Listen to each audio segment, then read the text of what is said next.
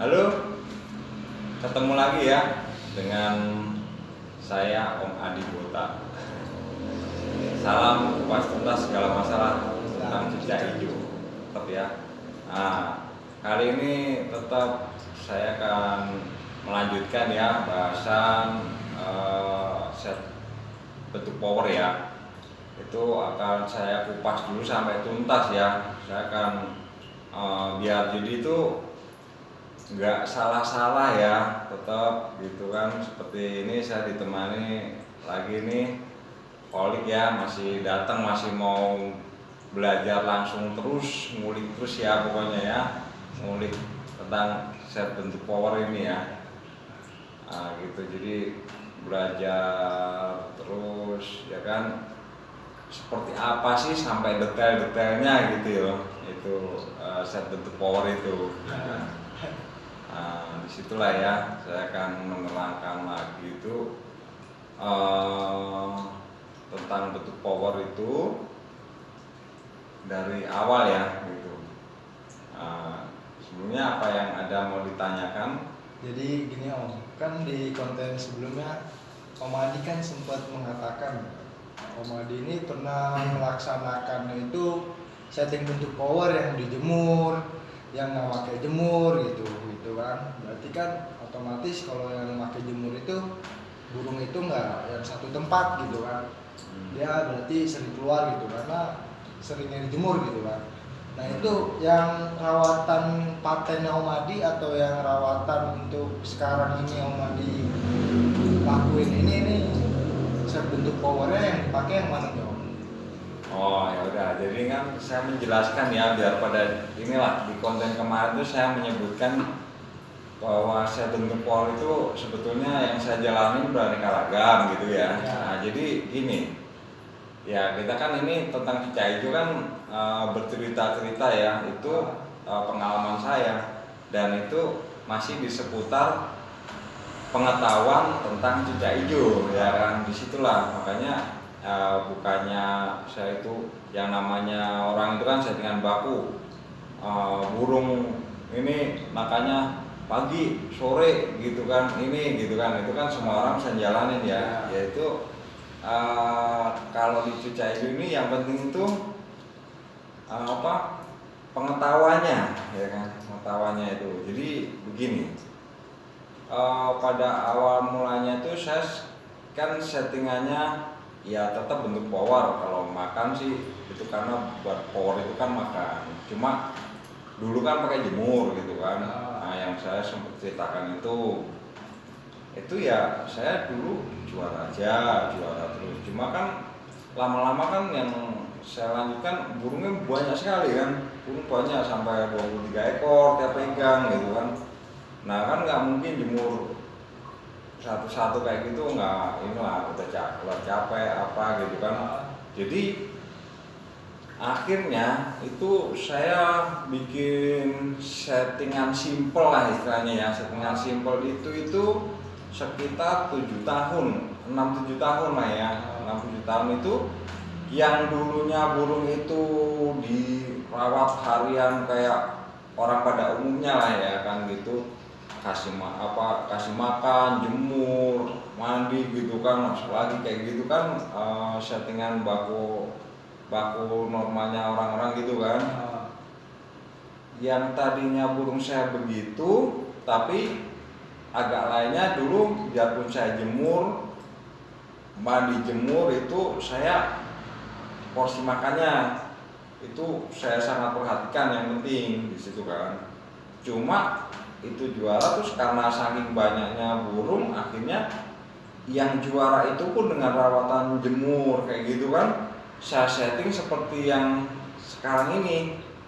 Saya gitu-gituin aja kan gitu, ya tetap aja terus berjalan, itu tetap aja juara aja dan stabil ya kan, stabil sambil saya ngembangin terus tuh ya kan, saya kembangin terus gitu kan, lemahnya di mana, kurangnya di mana kayak gitu kan. Tetap pasti awal-awal pasti kan ada kekurangannya, ada kelebihannya apa kayak gitu kan, itu saya cari terus kekurangannya ya kan.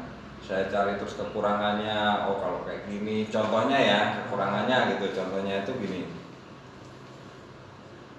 burung set power gitu kan. Ini biar pada tahu lah ya, orang-orang yang belum pada tahu, kadang ada yang mungkin gagal gitu kan. Itu tuh biar pada tahu, burungnya itu sebetulnya udah kondisi apa belum nih. Nah itu penting nih.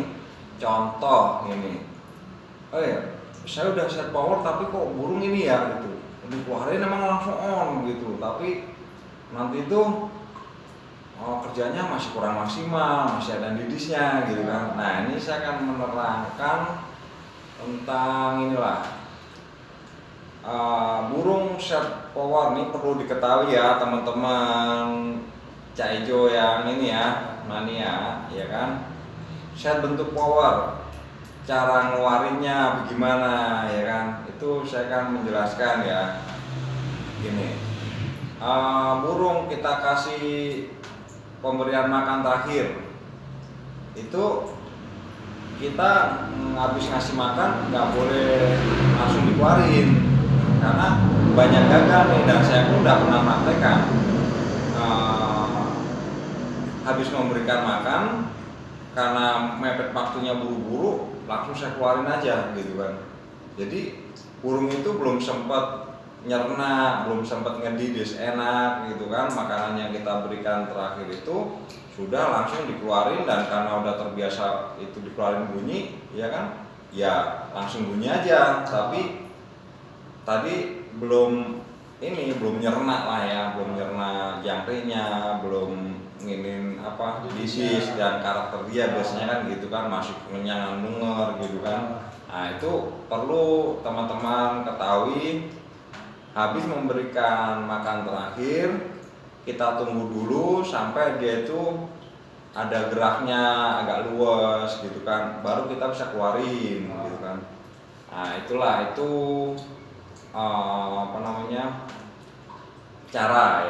cara mengeluarkan burung ya kan gitu. Tunggu sampai bunyi, terus nanti kalau kelihatan udah mukanya agak asem lah ya gitu kan, udah ada sifat tarungnya keluar, bunyi-bunyi yang lama, baru saya dodong terus dibawa. Nah dan jangan salah nih ya teman-teman ya, burung yang dikeluarin langsung onnya itu kayak over nih ya gitu, baru dikeluarin langsung sampai muncul sternya ini sampai biru mengkilat gitu ya, sampai hijau biru mengkilat itu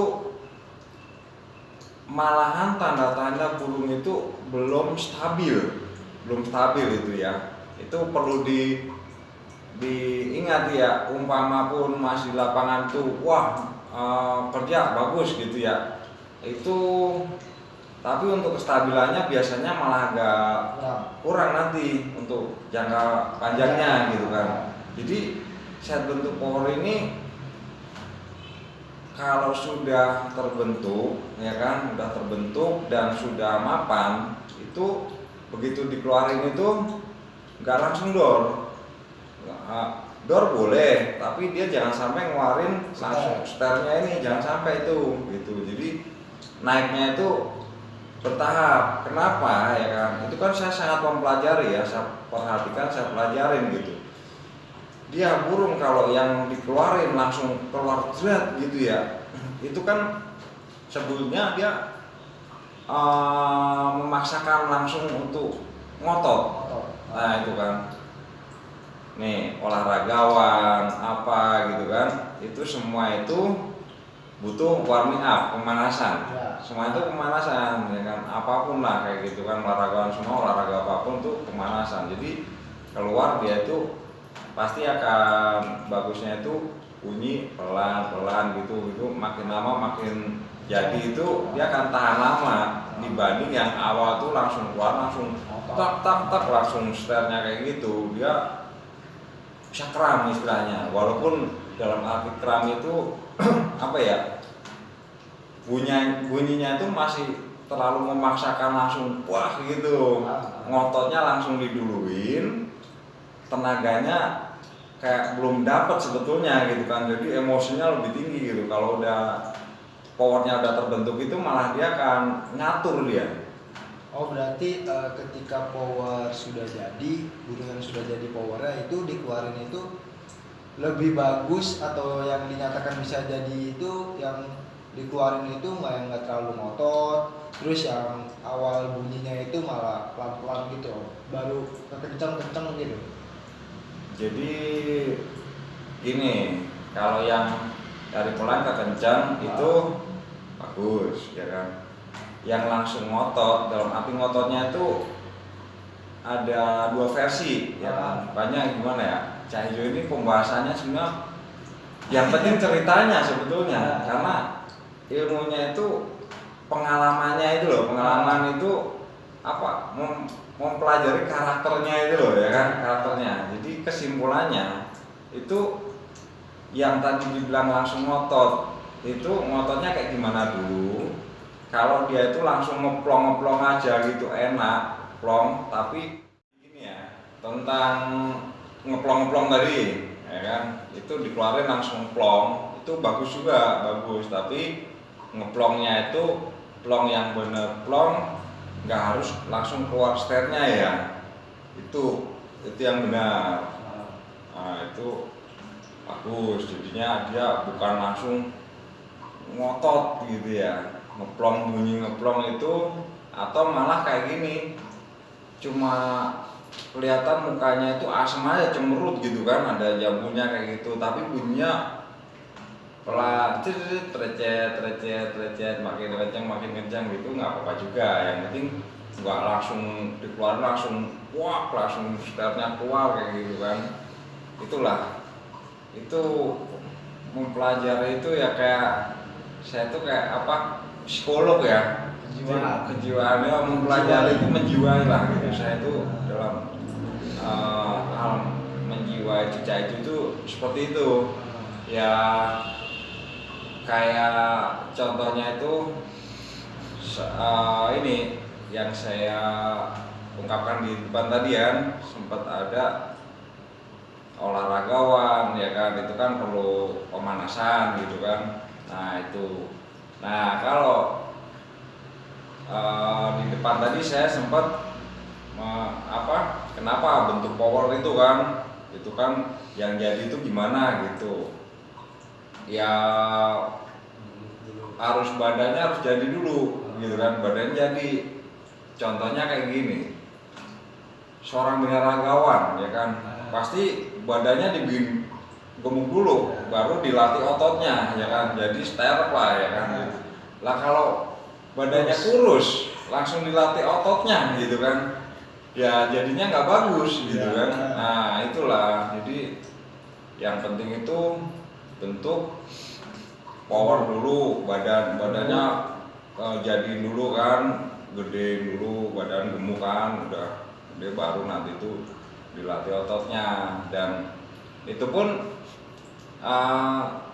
sebetulnya udah otomatis sih, dari bentuk power udah badan jadi, itu otomatis untuk burung menjadi apa, faktornya akan muncul, itu otomatis karena kan tenaganya ada ya, itu akan otomatis. Nah terus kalau masalah ini kan ada ya yang bilang gini, udah lama nih bentuk power gitu kan, dikeluarin bunyinya, waduh bunyinya kurang gitu, ngupul atau apa gitu kan. Nah itu kan sebetulnya bagian dari proses ya kan.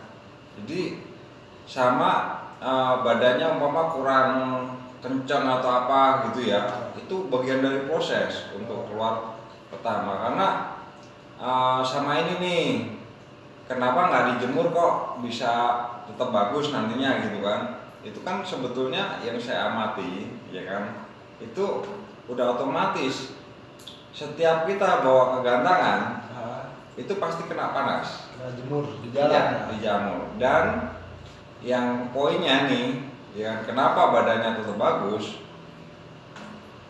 dia itu bunyi terus, itu sebetulnya olahraga, ngencengin badan dia nih, bunyi terus, sama makin ngotot gitu kan. Itu sebetulnya itu olahraga. vokal dia itu berbarengan tuh, bersamaan itu, secara nggak sadar ya. Kalau saya sih emang mempelajari benar ya kan, mempelajari dan menjiwai itu kan, itu benar-benar saya perhatikan perawatan bentuk power gitu, nggak dijemur tapi ini ya gitu. Untuk awal makan doang kayak gemuk ya kan, dilihat mungkin nggak enak lah dilihat di dalam bentuk power itu, mungkin nggak enak dilihat, tapi setelah dikeluarin nanti tuh dengan adanya gemuk tapi keluar olahraga nih yang biar pada tahu gitu kan, dia semakin bunyi terus gitu kan, itu udah otomatis makin ngeluarin tenaga gitu kan, bunyi gitu, entah itu udah otomatis olah vokal dan bentuk otot dia di situ. Nah, berarti untuk main plusnya sendiri gimana Om, untuk soal penjemuran atau tidak dijemur Om? Oh, kalau saya malah kayak gini, ada plusnya itu ya. Itu sebetulnya bentuk power karena nggak dijemur itu mengatasi didis. Oh, menghindari adanya hijau itu didis lah, anti didis lah jadinya ya? Iya, ya cuma dengan syarat burungnya kondisi ya. Kalau kondisi ya burung nanti mau ini tambah nih, mau dicolok atau enggak gitu ya. Itu sebetulnya ada dua versi juga ya kan. Ada versi burung yang di lapangan itu dicolok nggak ngedidisan. Gini deh, maksudnya gini. Ada burung cecak itu yang minim didis, ada yang didisan gitu kan. Kalau yang minim didis itu ya nggak apa-apa dicolok ya kan, tapi itu pun nanti ada plus minusnya ya. Dicolok itu timingnya pas kapan gitu, ada juga itu burung yang anti didis gitu kan. Nah kalau yang burung didisan dicolok cenderung didis gitu kan. Nah itu perawatan bentuk power ini yang saya jalanin, saya praktekin, mengubah dari didisan menjadi nggak didisan dengan cara saya membentuk karakter dia supaya nggak didis ya kan. Untuk karakter apapun yang terjadi saya tidak akan nyolok dulu, karena saya membentuk karakter burung biar tidak ngedidisan walaupun main 4 sesi gitu kan. Itu pun nanti akan aku ulang-ulang aja, nanti tuh akan merasakan walaupun nggak makan. Banyak yang bilang tenaga dari mana gitu kan. Nah sedangkan kan tahu sendiri, ngeliat sendiri kan, prakteknya saya di sesi 4 aja bisa tambah gila gitu kan. Itu kan udah sering kan, sering lihat kayak gitu. Nah itu tapi awalnya nggak seperti langsung gitu ya, proses bentuk power. Terus saya bikin burung karakter yang tidak ngedidisan dulu gitu kan. Itu terus nanti dia semakin stabil, powernya ada, terus nggak ngedidisan tanpa colok, lebih enak lagi, lebih simpel lagi kan gitu. Nah untuk teman-teman yang suka nyolok juga ya nggak apa-apa, kita nggak menyalahkan ini ya, nggak mengharuskan nggak dicolok ya boleh. Tapi burung yang dicolok tidak ngedidis itu kalau saya amatin dia kondisinya itu sebetulnya di atas 80%. Nah itu, nah kadang itu kita nggak tahu kan gitu, burung yang kondisi 80% ke atas gitu kan, 80% ke bawah gitu ya. Kalau saya paham gitu kan, tapi kan itu tingkatannya harus jam terbang ya, pengalaman itu kan. Jadi orang taunya bentuk power, burung udah gacor dikata kok ngedidis masih ada gitu kan. Nah itu belum memahami pastinya di proses ini ininya dia, kondisinya itu pasti belum 80% gitu loh gitu.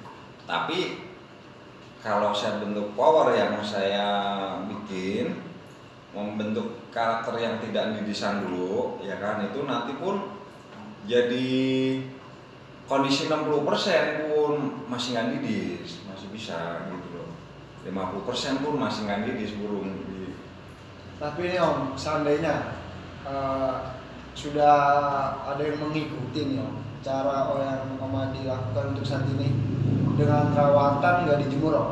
Tapi ketika dia iseng nih Om, tapi di waktu siang hari nih, iseng dikeluarin langsung dijemur nih Om. Nah ini burung posisi dijemur ini langsung on, kontrol, tapi suara kecil dulu nih Om, nggak langsung ngotot. Itu bisa dinyatakan burung itu kondisi atau enggak? Nah ini kan kembali ke tadi kan saya udah bilang ya kan, udah bilang itu udah akan otomatis ya kan. Tadi kan udah saya ceritakan kan, udah otomatis dari kecil sampai gede, itulah prosesnya ya kan. Itu udah saya terangkan di awal tadi itu sebetulnya. Kalau nyimak kan udah saya terangkan dari mengecil terus nanti akan lama-lama kan kencang sendiri dan dengan seiring waktu kita gantang itu kan tadi saya juga udah menyebutkan olah vokal kan gitu. Olah vokal dia akan semakin secara tidak langsung dia akan kena panas kita bawa di lapangan apa itu udah otomatis dan dia semakin berbunyi terus ya kan, itu kan udah akan otomatis. Ya begitulah ya teman-teman, sebetulnya masih banyak banget nih obrolan tentang cucak hijau itu ya, yang pelajaran ya memahami karakternya itu masih banyak banget, tapi ya karena terbatas ya handphonenya memorinya nanti nggak kuat ya itu ya, karena masih ya ini kayak live aja ini langsung aja bikin ngobrol langsung dibikin aja lah, bikin konten gitu aja kan, yang penting ya mana inilah pelajaran yang syukur bermanfaat lah buat rekan-rekan pemain Caijo ya kan, kayak gitu.